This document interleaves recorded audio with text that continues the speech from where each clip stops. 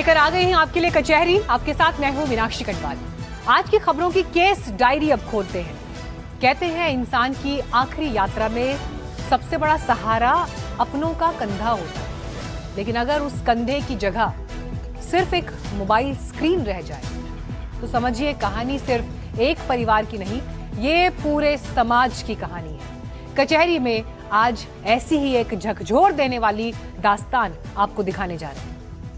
Gen Z को लेकर जो बात कई बड़े और नामी लोग नहीं कह पाए, जो बात पावर सेंटर के जरिए सामने नहीं आ पाई, वो कैसे आरएसएस चीफ मोहन भागवत ने कह डाली है।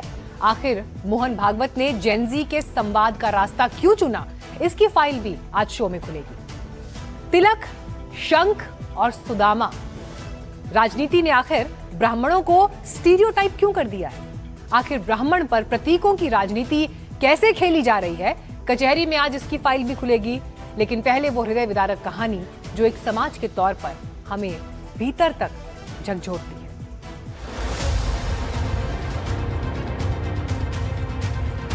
हर भारतीय माता पिता की यही ख्वाहिश होती है कि उनकी संतान बुढ़ापे में उनका सहारा बने, और जब वो ये दुनिया छोड़कर चले जाएं तो उनकी वही संतान उन्हें कंधा दे, मुखाग्नि दे। लेकिन जब बुढ़ापे के सहारे की जगह वृद्धाश्रम हो जाए और आखिरी कंधे की जगह मोबाइल की स्क्रीन आ जाए तो फिर कहने को क्या बचता है? पहले आप ये वायरल वीडियो देखिए, फिर ये समझने की कोशिश करते हैं कि क्या बदलते भारत में रिश्तों की परिभाषा बदल रही है। हो गया ना सारा काम? हाँ बिल्कुल अच्छे से हो गया। ठीक है, तो मैं ऐसे बोल रही थी ना, मुझे वीडियो भी भेज दो। ठीक है भेज दूँगा। शायद इस छोटे से वीडियो से पूरी कहानी समझ में ना आए, लेकिन इसके पीछे की कहानी बेहद बेचैन करने वाली है। खबर हरियाणा के सोनीपत से आई। ये वीडियो शमशान घाट का है। 74 साल के एक बुजुर्ग शिवचरण रतन गुप्ता की चिता जल रही है, लेकिन पिता के अंतिम संस्कार में उनका अपना कोई नहीं पहुंचा। उनकी तीनों बेटियों ने अंतिम संस्कार में शामिल होने की बजाय वीडियो कॉल, सोचिए, वीडियो कॉल के जरिए अपने पिता का अंतिम संस्कार देखा। बड़ी बेटी ने ऑनलाइन 5100 रुपये भेजकर अंतिम संस्कार की व्यवस्था करने को कहा, और इतनी जल्दी में थी कि अंतिम संस्कार करने वालों से ही पूछ बैठी और कितना टाइम लगेगा। अभी तो संस्कार हुआ है। अभी और कितना टाइम लगेगा? तो हम लोग क्या खाएंगे और नाएंगे, चिल्ला जलाएंगे? 10-15 मिनट में। शिवचरण रतन गुप्ता कभी मुंबई में बड़े कपड़ा व्यापारी थे, लेकिन अपने आखिरी दिन उन्होंने अपनी पत्नी के साथ सोनीपत के वृद्धाश्रम में गुजारे। 1.5 साल से वो वृद्धाश्रम में रह रहे थे और इस बीच उनकी पत्नी की भी मौत हो गई। पिछले 2-3 हफ्ते से वृद्धाश्रम में पिता की तबीयत बिगड़ने लगी तो बेटियों ने उनसे मिलना मुनासिब नहीं समझा। ये जो वो उसकी डेथ हुई उससे 3-4 दिन पहले हमने फोन भी कराया है, भाई आप आ जाओ एक बार, ये की स्थिति ज्यादा नाजुक हो रही है। तो उन्होंने ये बोला जी हम दूर पड़ रहे हैं, हमारे से नहीं आया जाएगा, और जब आप दाह संस्कार करो तो हमारे वीडियो कॉन्फ्रेंस द्वारा एक बार दिखा देना। यह हाल तब था जबकि 3 बेटियां हैं उनकी, जिन्हें उन्होंने पढ़ाया, लिखाया और इस काबिल बनाया कि वो आत्मनिर्भर हो सके। 2 बेटियां टीचर हैं, एक नेपाल में रहती है, एक यूपी के आजमगढ़ में, और सबसे छोटी बेटी रहती है मुंबई में। लेकिन जब पिता चल बसे तब भी बेटियों ने आने की जहमत नहीं उठाई, बस यूपीआई से स्कैन करके पैसे भेजे और वृद्धाश्रम वालों को ही अंतिम संस्कार करने को कह दिया। हो गया ना सारा काम? हाँ बिल्कुल अच्छे से हो गया। ठीक है, तो मैं ऐसे बोल रही थी ना, मुझे वीडियो भी भेज दो। ठीक है भेज दूँगा। हाँ वीडियो कॉल पे मैंने उनको दिखा दिया भाई ये अंतिम संस्कार कर दिया है, जो रीति रिवाज अपने हिंदू में सारी फॉर्मेलिटी करके हमने उसका अंतिम संस्कार कर दिया। 5100 रुपये भेजे थे उसकी छोटे वाली बिटिया। लेकिन ये कहानी सिर्फ एक परिवार की नहीं, ये उस भारत की कहानी है जो दुनिया में सबसे तेजी से डिजिटल हो रहा है। लेकिन आज ऐसा लग रहा है कि ये भारत उतनी ही तेजी से भावनात्मक रूप से अकेला भी होता जा रहा है। वरना तो कभी भारत की पहचान जॉइंट फैमिलीज हुआ करती थी। दादा, दादी, नाना, नानी, चाचा, ताऊ, बुआ, मौसी एक ही आंगन में कई पीढ़ियां रहा करती थी। बुजुर्ग घर के मुखिया होते थे। आज उसी भारत में वृद्धाश्रम बढ़ रहे हैं, उनकी जरूरत बढ़ रही है। सामाजिक न्याय और अधिकारिता मंत्रालय के डेटा के मुताबिक मार्च 2026 तक देश भर में 705 वृद्धाश्रम हैं। इनमें लगभग 15,000 से 20,000 लोग रहते हैं। मौजूदा वित्त वर्ष 2025-26 के दौरान 84 नए वृद्ध आश्रम का चयन किया गया है। अब ये तो सरकारी डेटा है, लेकिन अब कुछ गैर सरकारी डेटा आपको बताती हूँ। देश भर में 1000 से 1500 रजिस्टर्ड और अनरजिस्टर्ड वृद्धाश्रम होने का अनुमान है और इनकी कुल अनुमानित क्षमता लगभग 97,000 से 1 लाख बुजुर्गों को रखने की है। अगर ये अनुमान सही है तो आप स्थिति की गंभीरता को समझ सकते हैं। ऐसा इसलिए हो रहा है क्योंकि भारत की बुजुर्ग आबादी भी तेजी से बढ़ रही है। 2011 में हुई पिछली जनगणना के मुताबिक भारत में 60 साल से ज्यादा की आबादी 10 करोड़ थी। अनुमान है कि साल 2036 तक ये आबादी दोगुना होकर 23 करोड़ तक पहुंच सकती है। यानी 2036 तक लगभग 7 भारतीयों में से 1 की उम्र 60 साल या उससे ज्यादा होगी। ये बुजुर्ग आबादी देश की कुल आबादी का लगभग 15% हो जाएगी। लेकिन सवाल सिर्फ आबादी का नहीं, सवाल रिश्तों का है, सवाल साथ का है। आज लाखों युवा नौकरी के लिए अपना घर-बार छोड़कर दूसरे शहरों में हैं, हजारों विदेशों में हैं। वीडियो कॉल्स ने दूरी कम कर दी है, लेकिन क्या उसने हमारे बुजुर्गों का अकेलापन भी कम किया है?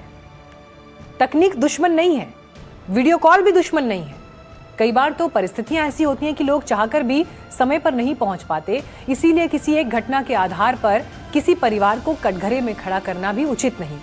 हर परिवार की अपनी कहानी और अपनी मजबूरियां भी होती हैं, लेकिन ये घटना एक बड़ा सवाल समाज के रूप में हमारे सामने जरूर खड़ा करती है कि क्या हमारे रिश्ते भी धीरे धीरे स्क्रीन पर सिमटते जा रहे हैं? क्या हम धीरे धीरे रिश्तों को ऑनलाइन कर रहे हैं? जन्मदिन ऑनलाइन, त्योहार ऑनलाइन, राखी ऑनलाइन और अब आखिरी विदाई तक ऑनलाइन। भारतीय परंपरा में अंतिम संस्कार सिर्फ एक धार्मिक कर्मकांड नहीं, ये आखिरी धन्यवाद है, आखिरी स्पर्श है, आखिरी स्वीकार है कि अब ये रिश्ता स्मृतियों में रहेगा। अंतिम संस्कार ये स्वीकार करना भी है कि अब ये व्यक्ति कभी लौट कर नहीं आएगा। शायद इसीलिए आखिरी कंधे का इतना महत्व माना गया है, क्योंकि वो सिर्फ शरीर नहीं उठाता, वो रिश्ते का भार भी उठाता है। इस खबर में सबसे दर्दनाक बात वीडियो कॉल नहीं थी। सबसे दर्दनाक बात शायद ये थी कि एक पिता अपनी आखिरी सांसों तक वृद्धाश्रम में थे। कभी उन्होंने अपनी औलाद का हाथ पकड़कर उन्हें चलना सिखाया, बुखार में पूरी रात भी जागे होंगे। कभी फीस भरने के लिए अपनी ज़रूरतें टाली होंगी और अंत में उनकी आखिरी यात्रा में उनके साथ सिर्फ वृद्ध आश्रम के कर्मचारी थे।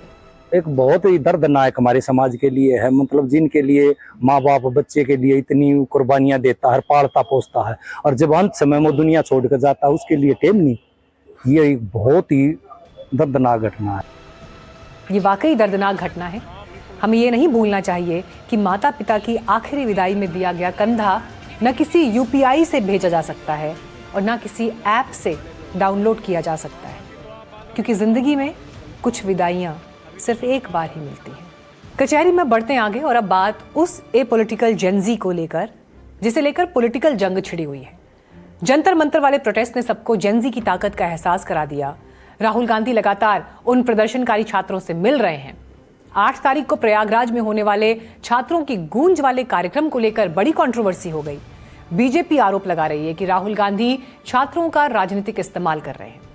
इस बीच आरएसएस के प्रमुख मोहन भागवत ने भी पहली बार जेनजी से ऐसा संवाद किया कि उसकी गूंज लंबे समय तक सुनाई देती रहेगी। तो क्या जेनजी राजनीतिक एजेंडा सेट कर रहे हैं? कचहरी में अब खुलेगी इस केस की फाइल।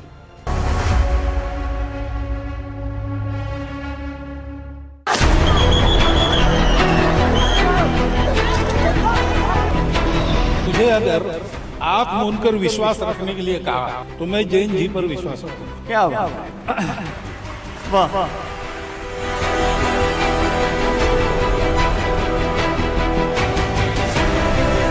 जैन जी ने आंदोलन नहीं करना चाहिए अगर ऐसा मैं करूंगा नहीं।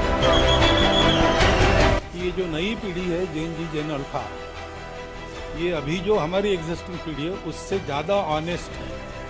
अरे वाह, बढ़िया है। और देशभक्ति और सेवा का ऑनेस्ट अपील उसमें चलता है। ऐसे समय में जबकि पेपर लीक से नाराज, भर्ती में देरी से परेशान और शिक्षा व्यवस्था पर सवाल उठाती जेन जी सिस्टम से जवाब मांगती है, ऐसे समय में जबकि जेन जी के मुद्दों पर सवार होकर राजनीति अपने हित साधने लगती है, कोई साथ खड़ा है, कोई साथ खड़े होने वालों को कोस रहा है, लेकिन एक तबका और है जो जेन जी को ही टारगेट कर रहा है।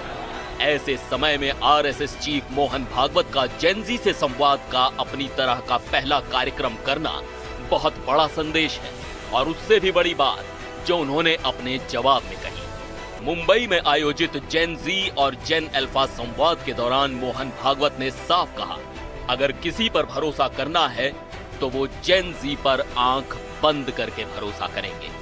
ये बच्चे जो भगवान का स्वरूप है, उनपे कई बार जो इनोसेंट है, उनपे कई बार लाठीचार्ज होता है, पेलेट गन फायरिंग हुआ था। तो ये सारे विषय के और एक बात, हाँ, आपका क्या मानना है ये होना चाहिए? ये जो बातें है ना जी, ये क्यों हुआ, क्या हुआ, इसके कारणों में जाना पड़ेगा, जिसके लिए जो जानकारी चाहिए मेरे पास नहीं है, आपके पास भी पूरी नहीं होगी ऐसा मुझे लगता है जी। लेकिन इसको देख के कहाँ गड़बड़ है ये तय करना पड़ेगा। मैं अभी ये नहीं कह सकता कि क्या हुआ, क्यों हुआ, क्योंकि सही गलत मुझे भी मालूम नहीं। आप भी पढ़कर बता रहे हैं, मैं भी पढ़कर बता रहा हूं। आज सुबह मैं आ रहा था तो कुछ मॉड्यूल्स वगैरह इसमें घुस गए, उनका कुछ भंडाफोड़ वगैरह इसी न्यूज में पढ़ रहा था। वो कितनी सही है नहीं है मुझे मालूम नहीं, लेकिन मुझे अगर आंख मूंदकर विश्वास रखने के लिए कहा तो मैं जैन जी पर विश्वास रखूंगा। क्या बात है, वाह। मोहन भागवत ने यह भी कहा कि लोकतंत्र में आंदोलन जरूरी है, लोकतंत्र में विरोध भी जरूरी है, लेकिन विरोध और आंदोलन से उपजी शिकायतें वास्तविक होनी चाहिए। साथ ही भागवत ने शिक्षा व्यवस्था में सुधार की वकालत भी की। उन्होंने कहा कि संवाद से ही सहमति का रास्ता निकलता है। अंग्रेजी में डिबेट कहते हैं, लेकिन हमारे यहाँ शब्द है शास्त्रार्थ। उसमें वाद और प्रतिवाद नहीं होता है, उसमें पूर्व पक्ष उत्तर पक्ष होता है। तो हम सब पहलुओं को देखते हैं और हर एक का अपना अपना देखने का नजरिया है, तो एक नया डायमेंशन ध्यान में आता है हर सब्जेक्ट का। तो we get so many opinions, even contrary opinions, that together form the total view of the truth। तो ये होना ही चाहिए। तो जैन जी ने आंदोलन नहीं करना चाहिए वगैरह ऐसा मैं करूंगा नहीं, लेकिन कैसे करना, क्या करना डेमोक्रेसी में, इसके तरीके भी बताए हैं। अब कॉन्स्टिट्यूशन हमको जिन्होंने दिया, डॉक्टर बाबा साहब आम्बेडकर का, अगर 2 स्पीचेस हमने पढ़ लिए तो ये कैसे करना, क्या करना, उसका उसमें इंडिकेशन है, वो देखना चाहिए। और हम लोगों को भी ऐसा देखना चाहिए कि अगर जैन जी चिल्ला रही तो विरोध के लिए नहीं चिल्ला रही, कुछ तकलीफ है इसलिए चिल्ला, बिल्कुल उसको ठीक करना चाहिए। मोहन भागवत के ये बयान ऐसे समय में आए हैं जब छात्रों के आंदोलन को लेकर सियासत फुल स्पीड से भाग रही है। ऐसे में संघ प्रमुख मोहन भागवत का ये संदेश युवाओं के लिए कई मायने भरा साबित हो सकता है, क्योंकि भागवत ने साफ कहा कि युवा समाधान तलाश करने वाली पीढ़ी है, उसका मकसद सुधार का है, टकराव का नहीं। मैं कह रहा हूं कि जैन जी अगर एजिटेशन कर रही है तो एंटी नेशनल तो है नहीं, अपने लोग हैं, अपनी नेक्स्ट जनरेशन है। जी सर, इस अपनेपन से, डायलॉग का साथ मैंने बोला अपनापन चाहिए, संबंध चाहिए, वो हमारा संबंध है, उसका रिकॉग्निशन चाहिए, तब ये डायलॉग होता है। वहां की बात हमको समझ में आती है, हमारी बात वहां समझ में आती है, ये होता है, तो होना चाहिए। और जैन जी वगैरह ऐसी है ऐसा मैं तो बिल्कुल नहीं मानता। आप क्या मानते हैं? विदाउट इट कॉन्टेक्स्ट भी जब पूछा गया तब मैंने बताया, और आज भी मैंने आपके सामने बोला है कि मुझे लगता है कि ये जो नई पीढ़ी है जैन जी, जैन अल्फा, ये अभी जो हमारी एग्जिस्टिंग पीढ़ी है उससे ज्यादा ऑनेस्ट है अरे वाह, बढ़िया है। और देशभक्ति और सेवा का ऑनेस्ट अपील उसमें चलता है। दरअसल ये वो मुद्दे हैं जिन पर बीते करीब 1.25 महीने से देश की सियासत घूम रही है। संसद से लेकर सड़कों तक हंगामा हुआ, बवाल हुआ और लगातार बहस का दौर जारी है। ऐसे में भागवत के बयान से समस्या की पहचान के साथ समाधान की दिशा भी तय हो सकती है। शिक्षा ये कमर्शियल बिजनेस नहीं है जी, वो जीवन की नेसेसिटी है। इसलिए शिक्षा सर्वसुलभ हो, सबको मिले, ऐसा उसका स्ट्रक्चर करना चाहिए। तो इसमें तो बहुत सारा विचार करना पड़ेगा, फीस को लेके सारी बातें। दूसरा, शिक्षा हम सबकी रिस्पॉन्सिबिलिटी है, तो जिसका काम वो ठीक करे वो होना ही चाहिए। नहीं हो रहा है तो गड़बड़ है, उसको ठीक करना चाहिए। जाहिर है जेनजी का मुद्दा बेहद संवेदनशील है और जरूरी भी है। एक पक्ष इस मुद्दे पर सियासत कर रहा है तो दूसरा पक्ष इस मुद्दे के समाधान की तलाश में जुटा है। लेकिन इस बहस के बीच मोहन भागवत का संदेश एकदम साफ है कि युवाओं पर भरोसा कीजिए, युवाओं की बात सुनिए और युवाओं से संवाद भी कीजिए, क्योंकि समाधान का रास्ता टकराव से नहीं बल्कि संवाद से निकलता है। Bureau report, NDTV India. तो मोहन भागवत का संदेश। प्रयागराज में राहुल गांधी का प्रस्तावित छात्रों की गूंज नाम के कार्यक्रम की अनुमति निरस्त होने का मामला अब तूल पकड़ रहा है। कांग्रेस केपी ग्राउंड की बुकिंग रद्द होने के बाद इसे युवाओं की आवाज दबाने की कोशिश बता रही है, तो दूसरी तरफ ट्रस्ट पढ़ाई और बारिश का और इलाहाबाद हाईकोर्ट के आदेश का हवाला दे रहा है। लेकिन इस पूरे विवाद ने एक और बड़ा सवाल खड़ा कर दिया है, क्या जेन जी अब देश की सियासत का सबसे बड़ा रणक्षेत्र बन चुका है? क्योंकि कांग्रेस ऐलान कर चुकी है कि राहुल गांधी का प्रोग्राम उसी जगह पर होगा, चाहे इसके लिए कोर्ट तक क्यों न जाना पड़े।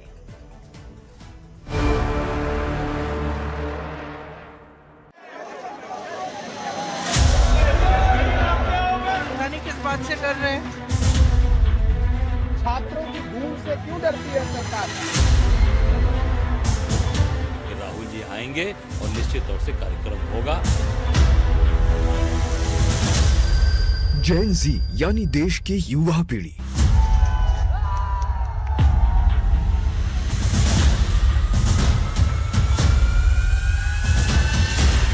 जेन जी यानी देश का सबसे हॉट टॉपिक। जेन जी यानी युवाओं का सैलाब। यही वजह है कि अब देश की सियासत में जेन जी के नाम का रणक्षेत्र तैयार किया जा रहा है। और अब इसी जेन जी के नाम पर प्रयागराज में सियासी महासंग्राम छिड़ गया है। 8 अगस्त को राहुल गांधी का छात्रों की गूंज कार्यक्रम होना था, लेकिन प्रोग्राम से पहले ही केपी ग्राउंड की बुकिंग रद्द कर दी गई और इसके बाद राहुल गांधी सीधे सुर्खियों में आ चुके हैं। प्रयागराज के कार्यक्रम रद्द होने पर कांग्रेस गुस्से में है। कांग्रेस नेताओं का आरोप है कि सरकार युवाओं से राहुल गांधी के संवाद से डर रही है।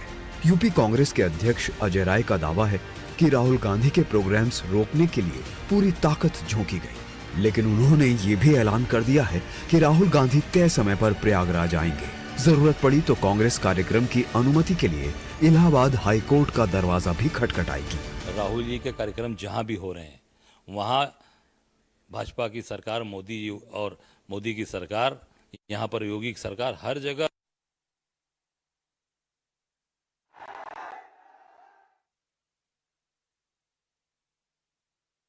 ट्रस्ट का दावा है कि कांग्रेस के प्रोग्राम से कॉलेज में शैक्षणिक गतिविधियां प्रभावित हो सकती हैं। लगातार बारिश से मैदान खराब होने की आशंका है और इसी वजह से बुकिंग निरस्त की गई। हालांकि कांग्रेस केपी ट्रस्ट के इन तर्कों को मानने को तैयार नहीं है। इधर राहुल गांधी ने भी इसी मुद्दे से युवाओं को जोड़ने की कोशिश की है। राहुल गांधी ने सोशल मीडिया पर लिखा कि छात्र फीस वृद्धि और सीट कटौती के खिलाफ लड़ाई लड़ रहे हैं, लेकिन उनकी आवाज सुनने की बजाय उन पर मुकदमे दर्ज किए जा रहे हैं। राहुल का आरोप है कि सरकार युवाओं की आवाज से डर रही है और प्रयागराज में उनका कार्यक्रम रोकने की कोशिश उसी डर का जीता जागता प्रमाण है। कांग्रेस नेता इस मुद्दे को देशव्यापी सियासी अभियान में बदलने की कोशिश में जुटे हैं। प्रियंका गांधी ने सवाल उठाए हैं कि आखिर सरकार को किस बात का डर है। वहीं कांग्रेस सांसद इमरान प्रताप गढ़े कह रहे हैं कि अगर कार्यक्रम रोका गया तो छात्रों की हुंकार और तेज सुनाई देगी। कुल मिलाकर कांग्रेस इस मुद्दे को सीधे युवाओं के अधिकार बनाम सत्ता की लड़ाई बताने में जुटी है। पता नहीं किस बात से डर रहे हैं। आखिर क्यों डरती है सरकार? ये छात्रों की गूंज से क्यों डरती है सरकार? आप छात्रों की गूंज को रोकेंगे तो छात्रों की हुंकार सुनाई पड़ेगी। इसलिए राहुल गांधी को छात्रों से संवाद करने से रोकने का साहस मत दिखाइए, क्योंकि जिस ओर जवानी चलती है उस ओर जमाना चलता है। और आप इलाहाबाद जैसे शहर में छात्रों का कार्यक्रम होने से रोकेंगे? नहीं रोक पाएंगे। अंग्रेज वहां लाल पद्मधर को नहीं रोक पाए, भले ही शहादत दे दिया लाल पद्मधर ने। बिल्कुल हम कार्यक्रम करेंगे, आप रोकिए, देखते हैं कितना रोकेंगे। बीजेपी ने इस मुद्दे पर कांग्रेस और राहुल गांधी पर तीखा पलटवार किया है। बीजेपी सांसद संबित पात्रा ने कहा है कि राहुल गांधी बच्चों के कंधे पर बंदूक रखकर अपनी सियासत चमका रहे हैं, जबकि बीजेपी और पूरा देश छात्रों के साथ खड़ा है। कभी भी राजनीति में बच्चों के कंधों पर, मासूम बच्चों के कंधों पर बंदूक रख के राजनीति करने का प्रयास जो राहुल गांधी कर रहे हैं, नहीं करना चाहिए। The bunch of lies that Mr. Rahul Gandhi is trying to propagate, the selectivity that Rahul Gandhi has undertaken, हम उसे यहाँ एक्सपोज करना चाहते हैं। देश के बच्चों को निडर रहना चाहिए और हाँ, जब भी आवश्यकता पड़े आंदोलन इत्यादि इनसे घबराना नहीं चाहिए। दरअसल माना यह भी जा रहा है कि कांग्रेस का पूरा फोकस अब जेन जी के मुद्दों पर है और उनके मुद्दे उठाकर कांग्रेस यूपी समेत पूरे देश में अपनी उपस्थिति दर्ज कराने की कोशिश में जुटी है और युवाओं का बड़ा वोट बैंक कांग्रेस की सियासत के केंद्र में है। यही वजह है कि हर दल युवाओं की भाषा बोल रहा है। कोई रोजगार की बात कर रहा है तो कोई सामाजिक न्याय की दुहाई दे रहा है और कोई छात्र अधिकारों का मुद्दा उठा रहा है। लेकिन प्रयागराज का विवाद बता रहा है कि जेन जी अब सिर्फ वोटर नहीं है, बल्कि देश की राजनीति का सबसे बड़ा बैटल ग्राउंड बन चुका है।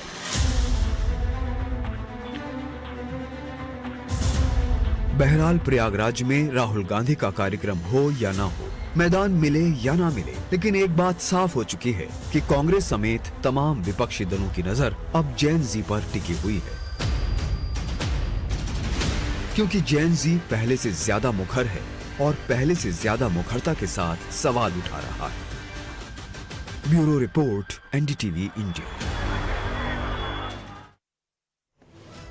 अब सवाल ये उठता है कि जो जेन जी सड़क पर सबसे ताकतवर दिखाई दे रहा है, जिसकी चर्चा हर जगह है, जिसके साथ बड़े बड़े संवाद कार्यक्रम हो रहे हैं, जिसके प्रोटेस्ट की वजह से सरकार को शिक्षा में सुधार के लिए बड़े फैसले करने पड़े, आखिर वही जेन जी देश की संसद और राज्यों की विधानसभाओं में सबसे कमजोर स्थिति में क्यों है? तो आपको इसका एक डेटा मैं समझाती हूं। देश में इस समय लगभग 26% जेन जी आबादी है, लेकिन अभी लोकसभा में इस जनरेशन के केवल 6 सांसद हैं, जबकि देश भर की विधानसभाओं में केवल 20 ही विधायक जेन जी पीढ़ी से आते हैं। 2029 के लोकसभा चुनाव तक जेन जी 38 करोड़ आबादी वाला सबसे बड़ा वोटिंग ब्लॉक बनने वाला है और इसीलिए उस जेन जी वोटर पर आज सबसे बड़ी चर्चा और एफर्ट्स आपको होते हुए दिखाई दे रहे हैं ताकि वो वोटर, वो पीढ़ी हमसे छिटक ना जाए। एक ब्रेक के लिए रुक रहे हैं, लेकिन फौरन लौटेंगे और खबरों के साथ। देखते रहिए एनडीटीवी इंडिया।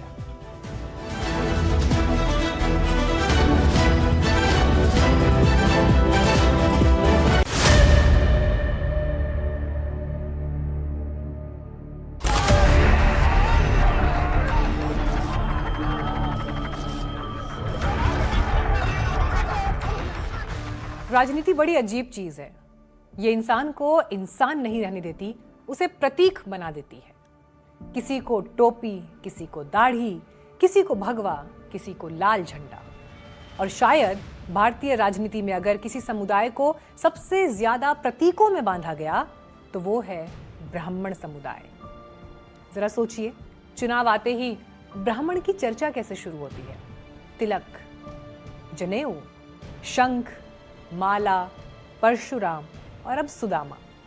जैसे कल की ही बात है, लखनऊ में समाजवादी पार्टी के ब्राह्मण सम्मेलन में जो रथ आया उसमें कृष्ण और सुदामा भी प्रतीक के तौर पर थे। भाषणों में कृष्ण सुदामा की दोस्ती का जिक्र था। अखिलेश यादव ने सुदामा का उदाहरण दिया।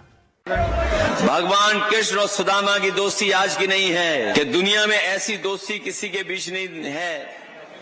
अगर कोई दूसरा उदाहरण हो पूरे धरती पे तो हमें बता दो। कृष्ण और सुदामा का कोई दूसरा उदाहरण हो तो बता दो। अखिलेश यादव का संदेश साफ था। सुदामा माने गरीब ब्राह्मण, उपेक्षित ब्राह्मण और सम्मान का इंतजार करता ब्राह्मण। और इसी में वो जोड़ देते हैं पीड़ित पंडित।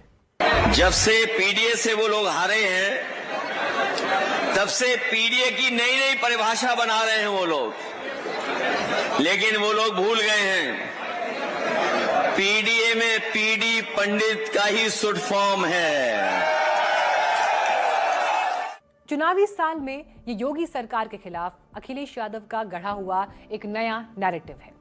लेकिन सवाल ये है कि क्या 2026 का ब्राह्मण सिर्फ सुदामा है? क्या करोड़ों लोगों वाले इस समाज की पूरी पहचान एक पौराणिक पात्र में समा सकती है? सिर्फ समाजवादी पार्टी के इसी ब्राह्मण सम्मेलन में यूपी के डिप्टी सीएम ब्रजेश पाठक पर तंज कसा गया। वो इसलिए क्योंकि वो योगी सरकार में ब्राह्मण समाज के सबसे बड़े प्रतिनिधि हैं।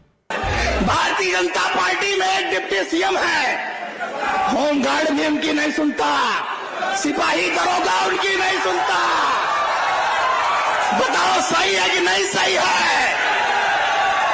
ऐसे डिप्टी सीएम होने से क्या फायदा?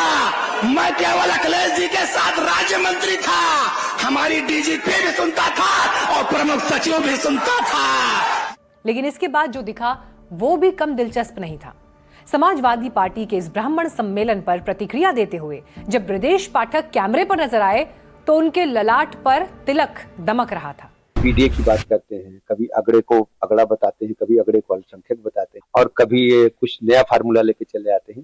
केवल तुष्टीकरण की पॉलिटिक्स में लिप्त है, वोट बैंक बन जाए, काम इन्हें करना नहीं। जब सरकार आती है तो गुंडई को बढ़ावा देते हैं, अराजकता को बढ़ावा देते हैं। यानी हमला भी प्रतीक पर और जवाब भी प्रतीक से आया। और यहीं से सवाल शुरू होता है, असली सवाल, क्या राजनीति ब्राह्मणों से संवाद करती है या सिर्फ उनकी बनाई हुई छवि से संवाद करती है?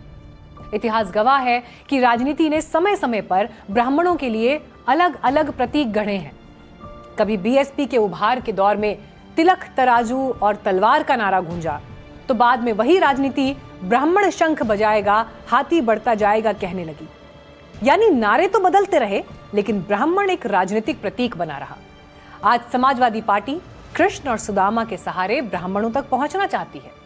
बीजेपी तिलक, मंदिर और सांस्कृतिक पहचान के जरिए संवाद करती है। योगी आदित्यनाथ सरकार के दूसरे कार्यकाल की शुरुआत में 7 ब्राह्मण मंत्रियों को मंत्रिमंडल में शामिल कर चुके हैं। तरीके अलग अलग हैं, लेकिन ऐसा लगता है कि मंजिल एक ही है और वो है ब्राह्मण को एक चुनावी प्रतीक में बदल देना। लेकिन जरा लखनऊ से सांसद रहे अटल बिहारी वाजपेयी को याद कीजिए। क्या उनकी पहचान तिलकधारी नेता की थी? नहीं, वो भी ब्राह्मण थे, लेकिन क्या देश ने उन्हें ब्राह्मण नेता के रूप में याद किया? नहीं, वो प्रधानमंत्री थे और बीजेपी के शिखर पुरुष थे। जरा उत्तर प्रदेश के आखिरी ब्राह्मण मुख्यमंत्री एनडी तिवारी को याद करिए। क्या उनकी पहचान तिलकधारी नेता की थी? नहीं, उनकी पहचान विकास, उद्योग, निवेश, प्रशासनिक क्षमता की थी। लोग उन्हें विकास पुरुष कहते थे। उनकी राजनीति उनकी जाति से बड़ी हो गई थी। समाजवादी आंदोलन के बड़े नेता जनेश्वर मिश्र को देखिए, उन्हें छोटे लोहिया कहा गया। उनकी पहचान समाजवादी विचारधारा थी, ब्राह्मण नेता की नहीं। कलराज मिश्र का लंबा राजनीतिक जीवन देखिए, संगठन, प्रशासन और संवैधानिक जिम्मेदारियां उनकी पहचान बनी, ना कि कोई तिलकधारी छवि। तो फिर सवाल यह है कि क्या आज राजनीति समाजों को उनके काम से नहीं बल्कि प्रतीकों से पहचानती है? आखिर ऐसा क्यों होता है कि राजनीति में जब जब ब्राह्मणों की बात होती है तो रोजगार, शिक्षा, नए अवसर, बदलती सामाजिक चुनौतियों और युवा पीढ़ी की आकांक्षाओं पर चर्चा कम होती है, लेकिन तिलक, जनेऊ, शंख और सुदामा पर बहस ज्यादा होती है। शायद इसलिए क्योंकि प्रतीकों की राजनीति आसान है और समस्याओं की राजनीति कठिन है। अखिलेश यादव के ब्राह्मण कार्ड ने उत्तर प्रदेश की सियासत में एक नई चर्चा छेड़ दी है। ब्राह्मण इकलौती ऐसी कौम है जो इन दिनों सबसे निराश, सबसे क्षुब्ध, सबसे आक्रोशित है। उसे लगता है कि सत्ता में उसकी हिस्सेदारी नहीं मिली, उसे वह हिस्सा नहीं मिला जो उसको दरकार था। ऐसे में ब्राह्मणों ने अपनी नाराजगी दिखाते हुए तमाम जगहों पर अलग अलग टाइम पर बात कही। अखिलेश यादव इसे भाग गए और उस वोटिंग वोट जो भारतीय जनता पार्टी का मूल था उस पर उन्होंने डोरे डाले हैं और उस वोट बैंक को अपनी ओर लाने की कवायद कल उन्होंने की है। उससे काफी उत्साह ब्राह्मणों में भी है। अगर उत्तर प्रदेश की राजनीति का इतिहास देखें तो तस्वीर दिलचस्प है। आजादी के बाद अब तक प्रदेश में 21 मुख्यमंत्री बने हैं, लेकिन सबसे ज्यादा और सबसे लंबे समय तक मुख्यमंत्री ब्राह्मण समाज से रहे। 1950 से 1989 तक उत्तर प्रदेश की राजनीति में ब्राह्मण नेतृत्व का स्पष्ट वर्चस्व दिखाई देता है। पंडित गोविंद वल्लभ पंत, सुचेता कृपलानी, कमलापति त्रिपाठी, हेमवती नंदन बहुगुणा, श्रीपति मिश्र और नारायण दत्त तिवारी, इन 6 ब्राह्मण मुख्यमंत्रियों ने मिलकर लगभग 23 बरस तक उत्तर प्रदेश की सत्ता संभाली। गोविंद वल्लभ पंत 2 बार मुख्यमंत्री बने और नारायण दत्त तिवारी 3 बार। हाँ, लेकिन 1990 के दशक में मंडल और कमंडल की राजनीति ने पूरे सामाजिक समीकरण बदल दिए और ब्राह्मणों की राजनीतिक नुमाइंदगी भी इससे प्रभावित हुई। 1980 में यूपी विधानसभा में 87 ब्राह्मण विधायक थे, जो 2002 में घटकर 41 रह गए। हालांकि बाद के चुनावों में उनकी संख्या फिर बढ़ी। 2022 की विधानसभा में 52 ब्राह्मण विधायक चुने गए, जो कुल सदस्यों का लगभग 12.9% है। दिलचस्प बात यह भी है कि यूपी में ब्राह्मणों की आबादी सिर्फ 7 से 10% के बीच मानी जाती है, लेकिन उनका चुनावी प्रभाव इससे कहीं बड़ा है। करीब 115 विधानसभा सीटों पर ब्राह्मण मतदाता प्रभावशाली माने जाते हैं। पूर्वांचल से लेकर पश्चिमी उत्तर प्रदेश तक लगभग 100 सीटों पर वो चुनावी माहौल बनाने या बिगाड़ने की क्षमता रखते हैं। और यही वजह है कि हर चुनाव में लगभग हर राजनीतिक दल ब्राह्मणों को साधने की कोशिश करता है। लेकिन सवाल फिर वही है, क्या ऐसी कोशिशें ब्राह्मणों तक पहुंचने की हैं या फिर ब्राह्मणों की एक डिसाइडेड, तयशुदा छवि तक पहुंचने की है? क्योंकि जब समाज प्रतीकों में बंट जाता है तो नागरिक पीछे छूट जाता है। इसीलिए सवाल किसी एक पार्टी से नहीं, पूरी राजनीति से है। क्या वो ब्राह्मणों की राजनीति कर रही है या सिर्फ ब्राह्मणों की छवि की राजनीति कर रही है? और ये सवाल इसलिए क्योंकि समाज को स्टीरियोटाइप बना देने से उसके असली संकटों का समाधान नहीं हो सकता। कचहरी में बढ़ते हैं आगे। हम भारतीयों के सिविक सेंस को लेकर अक्सर बातें होती हैं, लेकिन हम फिर भी नहीं सीखते। जैसे आंध्र प्रदेश में भोगापुरम में ASR इंटरनेशनल एयरपोर्ट का उद्घाटन हुआ, हजारों करोड़ रुपए खर्च हुए, वर्ल्ड क्लास सुविधाएं तैयार हुई, लेकिन फिर ऐसी तस्वीर सामने आई जिसने हमारे नागरिक व्यवहार की डर्टी पिक्चर सामने रख दी। सवाल यह है कि हम वर्ल्ड क्लास एयरपोर्ट तो बना रहे हैं, लेकिन क्या वर्ल्ड क्लास नागरिक हम बन पा रहे हैं?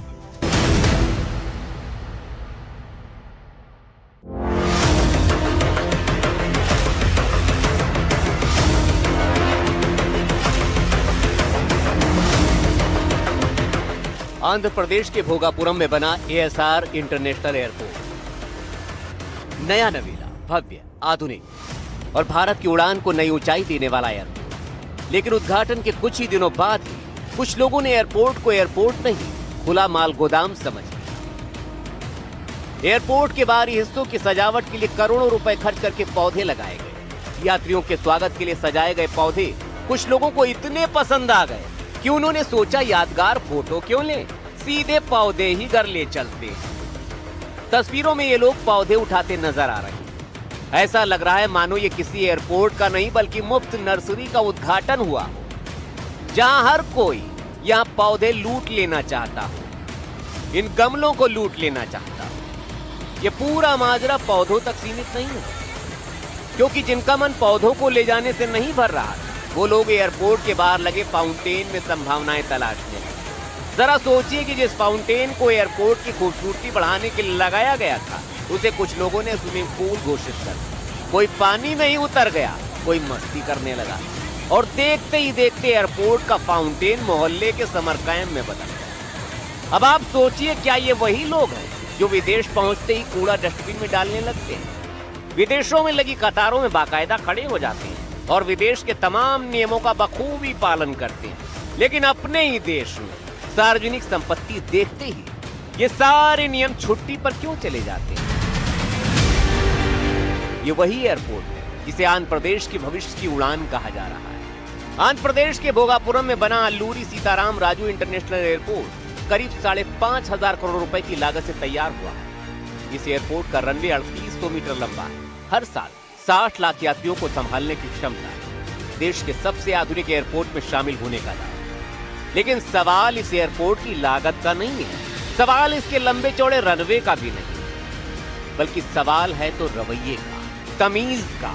क्योंकि सरकार एयरपोर्ट तो बना सकती है, लेकिन उसकी गरिमा नागरिक बचाते हैं। भले ही देश में इंफ्रास्ट्रक्चर तेजी से विकसित हो रहा हो, देश में नए एयरपोर्ट बन रहे, नए हाईवे बन रहे, नई मेट्रो बन रही, भारत बदल रहा, लेकिन अगर सार्वजनिक संपत्ति को अपनी जिम्मेदारी समझने की आदत नहीं बदली तो विकास की हर नई तस्वीर के साथ ऐसे ही शर्मिंदगी मुफ्त में मिलेगी। आंध्र प्रदेश के भोगापुरम की ये वायरल तस्वीरें खुद सवाल पूछ रही हैं, क्या इंफ्रास्ट्रक्चर ही वर्ल्ड क्लास होना काफी है या नागरिक सोच को भी अपग्रेड करने की जरूरत है? वरना ऐसे मंजर बार बार यही कहेंगे, इंफ्रास्ट्रक्चर वर्ल्ड क्लास और civic sense third class. Bureau report, NDTV India.